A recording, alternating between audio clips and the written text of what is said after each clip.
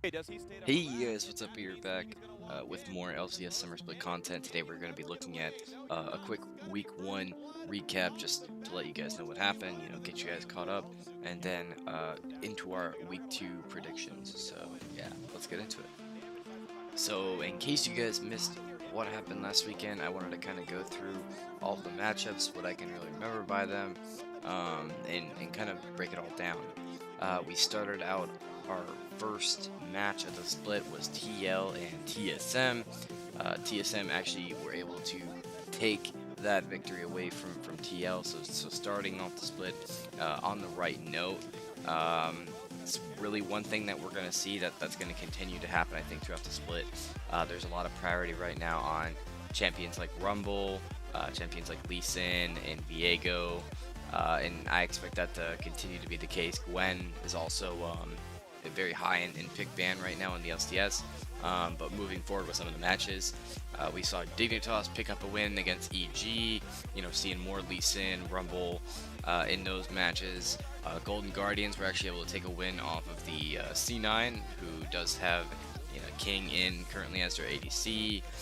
Moving down, Immortals actually were able to take a win off of 100 Thieves, and then to finish off day one, FlyQuest 1-0 against CLG, being given both Viego and Gwen within the same draft, and CLG hopefully learning from the experience.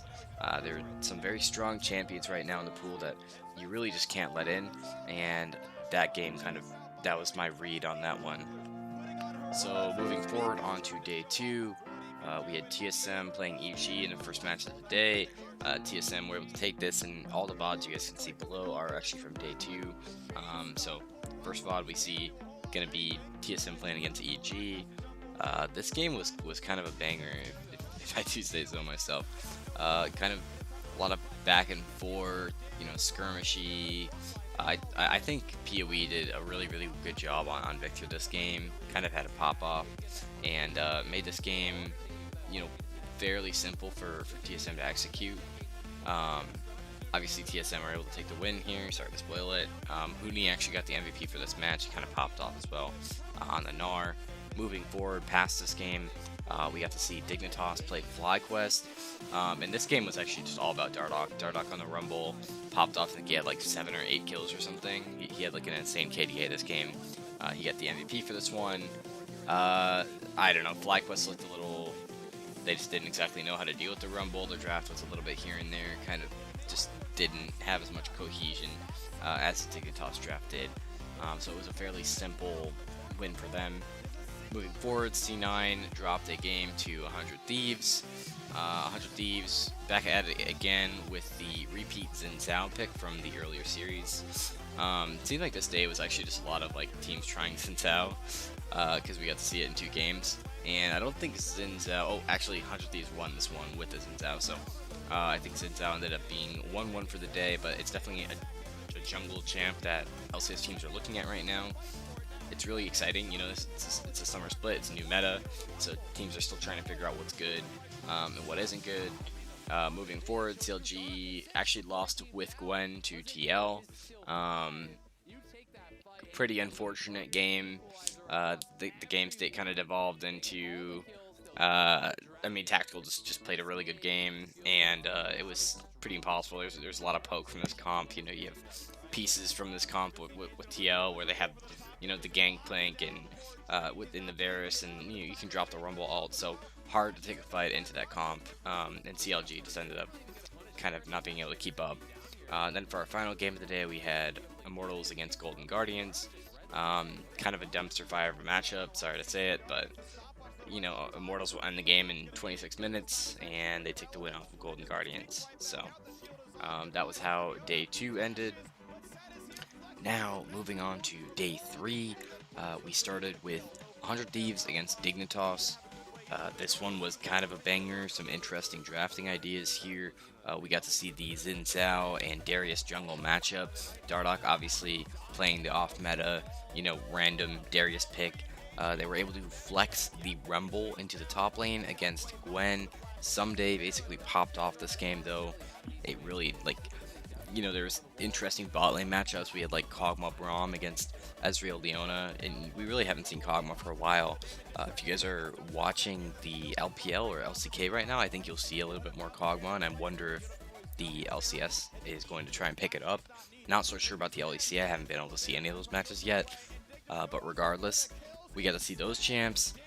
It was like a Zoe and Karma mid lane matchup, so really interesting draft. If you guys wanted a good replay to go check out, I would suggest this one. But basically, someday on the Gwen just popped off this game and made the champion just look insanely broken. So probably contributing to that high pick ban rate that we're presumably going to see within the next, within this weekend of the LCS. Moving forward, though, we had EG against FlyQuest in a 54-minute match, just about. It was 53-58. FlyQuest had kind of an interesting draft. You had like the Wukong top lane, the Lee Sin in the jungle, Ezreal Karma bot lane, and the Zoe mid. Zoe, I think, was laning up against the Jizuke Tristana, so sort of interesting there. Obviously, I like for FlyQuest when they go to these champions like the Jose Diodo, Lee Sin. Jose Diodo, obviously a very, very strong player, so I was excited to see him on the Lee Sin again. And honestly, I mean, this game was kind of just a banger too, just super long, super exciting. I will say, we're starting to kind of see the pattern of like people are still experimenting these teams. It was like a Rakan Samira bot lane this game for EG, but the meta is slowly but surely starting to take place and to form. Champions like Rumble, champions like Lee Sin and Wukong. I know I kind of said this earlier, but the set as well is a big one. Teams are sort of starting to figure this stuff out.